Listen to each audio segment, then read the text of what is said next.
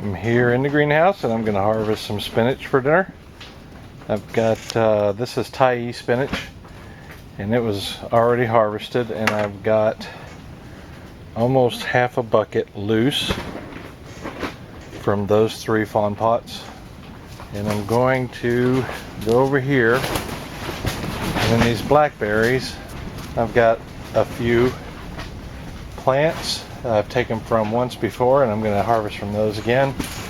I'm going to add the spinach from this particular 18-gallon tote and give it away and see what we end up with.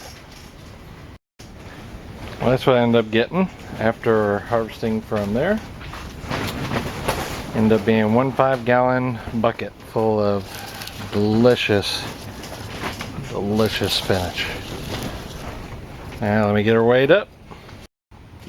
Alright, that 5-gallon bucket was transferred to 1 Walmart bag, and this is pretty compressed, completely full Walmart bag.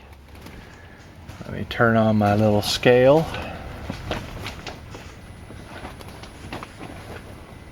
Alright, 0. Let's put this bad boy on the scale. Wow. 2.63 pounds of spinach.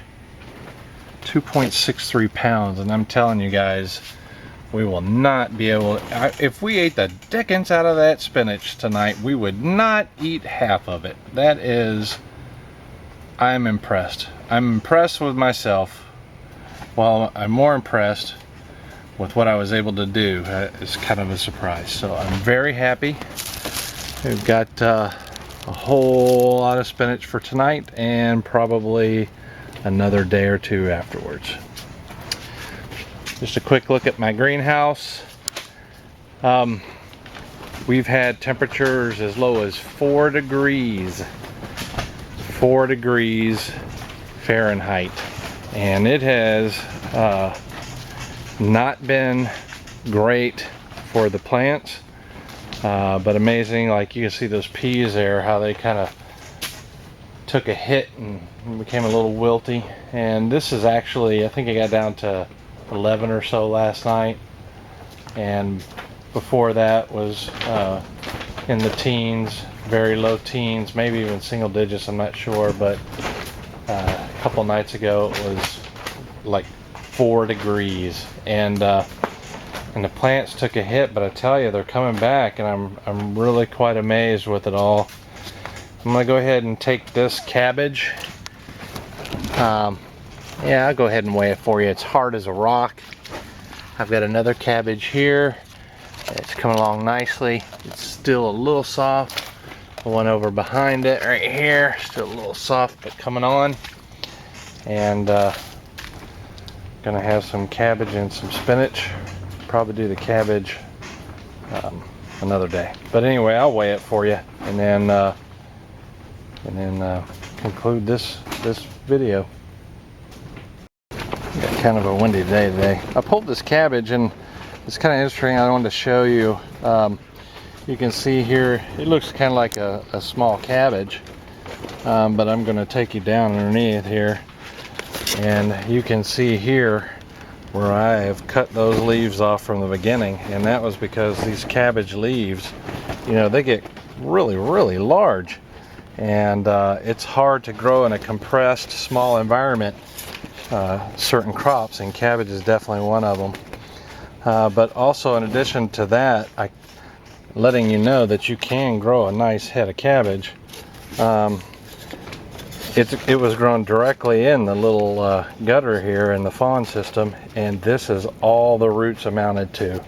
That is 6 to 8 inches of roots directly underneath it. And if you look at the width here, it's not that wide, not, you know, the width of the gutter, and that is, I can only come to the conclusion, and I think you'll find the same thing, that if the plants, even heavy feeders, if they get what they need, they just don't have to send out all those roots. And it definitely got its feeder roots here in this little area.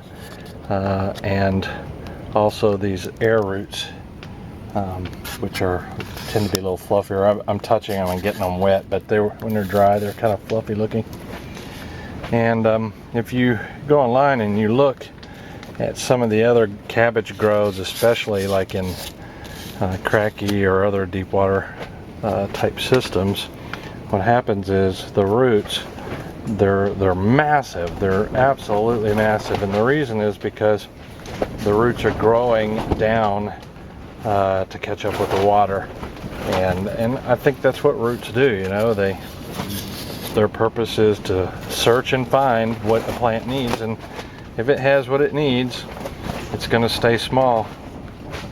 Now, I'm going to grow these in some sort of other system, and I made these. These are my creamer bottles, and I had this other material left over, and I'm going to attempt to add a compost.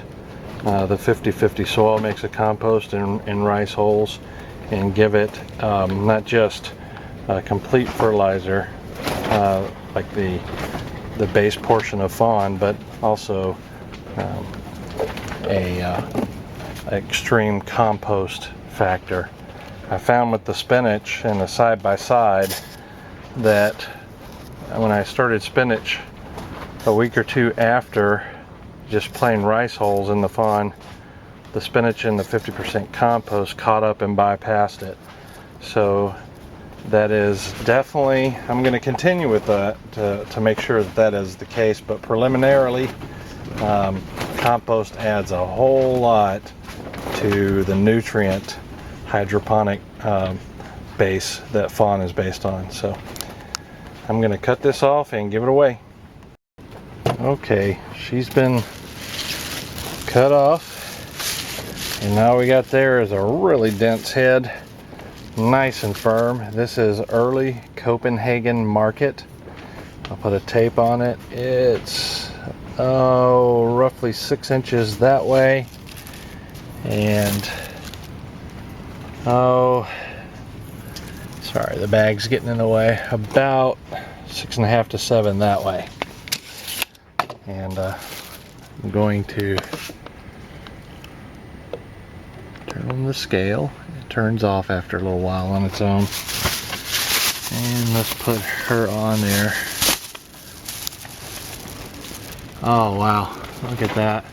That's 2.5 pounds. It's a smaller head than before, but it's like, I can't remember exactly what the last one was, but I think it's like 1 pound heavier. And that just tells me I messed up last time. I didn't wait long enough, and the head was not as dense as it could have been. So, looking in, that's my cabbage. It's also going in the house. Yum. Probably won't eat it tonight, but we will. And then, okay, I'm sitting there fiddling with this. I didn't have to. But just a quick shot of the greenhouse. Not really a greenhouse update. Just wanted to show you some spinach, and got sidetracked with some other stuff. Some cabbage, some winter weather talk. But better for you to have a 6-minute video or whatever this ends up being instead of a 1.5-minute spinach video only. So, or maybe it's not to some of you, but I sure enjoy this. I'm gonna take this in to the wife and show her proudly what I accomplished in the greenhouse. And I'm gonna come back here and do some more work. Anyways, Brent signing out.